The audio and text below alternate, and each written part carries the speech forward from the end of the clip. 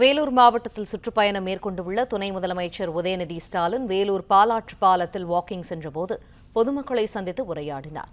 விரிவான தகவல்களை செய்தியாளர் சேதுராம் வழங்க கேட்போம். சேதுராம், தகவல்கள் என்ன? வணக்கம்.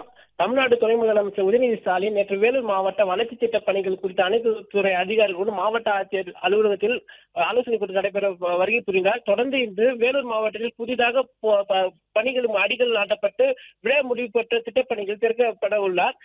இதனிடையே தனியார் வேலூர் புதிய பேருந்து மாளிகை தனியார் ஓட்டலில் தங்கியுள்ள துணை முதலமைச்சர் இன்று காலை வேலூர் புதிய பேருந்து அருகாமையில் உள்ள பாலாற்றங்கரை மீது வழியாக திடீர் நடைப்பயணத்தை மேற்கொண்டார். விருதம்பட்டு வேலூர் கோட்டை நடைபாதை வழியாக நடைபயிற்சி மேற்கொண்ட போது துணை முதலமைச்சரை பார்த்த பொதுமக்களும் தூய்மை பணியாளர்களும் ஆர்வத்துடன் துணை முதலமைச்சரை சந்தித்து உரையாடினர். மேலும் துணை முதலமைச்சரிடம் இன்முகத்தோடு செல்ஃபி எடுத்து மகிழ்ந்தனர். பொதுமக்களிடம் ஆர்வத்துடன் பேசி அவர்கள் குறைகளை துணை முதலமைச்சர் உதயநிதி ஸ்டாலின் கேட்டறிந்து செல்ஃபி எடுத்து மகிழ்ந்தார்.